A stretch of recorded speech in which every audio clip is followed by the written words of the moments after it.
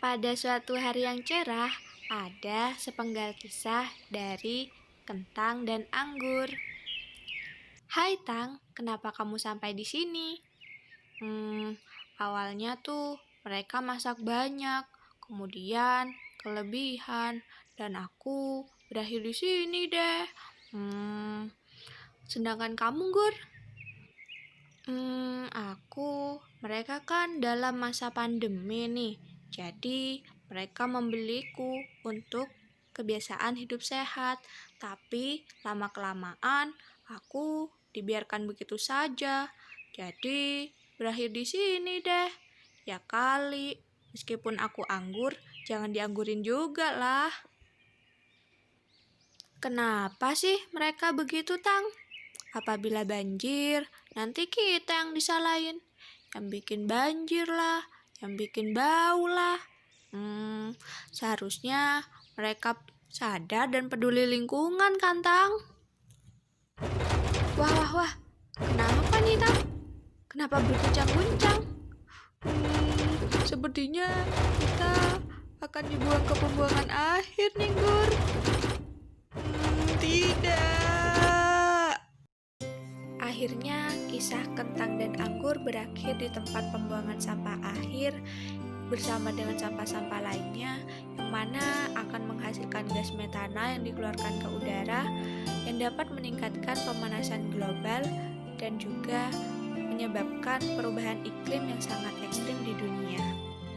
Yuk, mulai bijak dalam mengelola lingkungan agar tidak merusak lingkungan. Salah satunya dengan memanfaatkan sampah dapur dalam pembuatan pupuk kompos.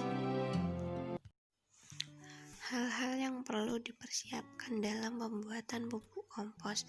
Yang pertama yaitu karung beras, kemudian sampah dapur atau limbah dapur, kemudian pisau, tanah, dan air. Setelah semua dipersiapkan, kita mulai dari pemberian tanah pada karung beras. Perbandingan antara sampah dan tanah yang digunakan yaitu 1:1.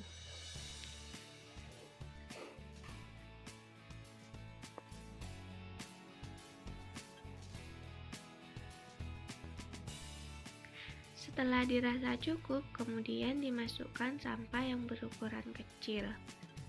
Apabila ada sampah yang berukuran besar, maka dipotong-potong terlebih dahulu. Semakin kecil ukuran dari sampah, maka fermentasinya juga semakin cepat.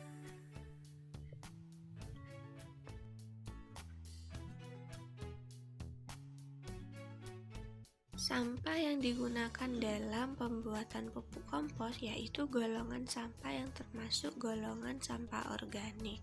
Contohnya seperti sayur-sayuran, kulit dari telur, dan beberapa sisa-sisa makanan.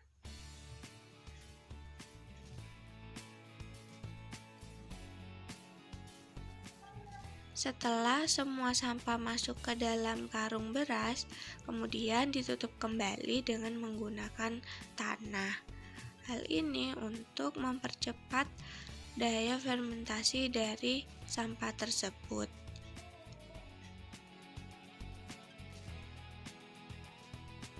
Setelah semuanya selesai, kemudian disiram dengan air secukupnya untuk memberi kelembapan pada proses pengomposan sampah organik.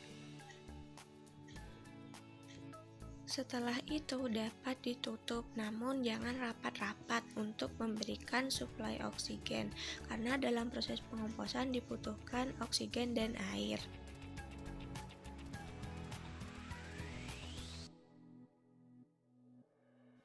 Setelah pupuk kompos matang, apabila ingin dijual dapat dikemas dengan menggunakan kantong plastik.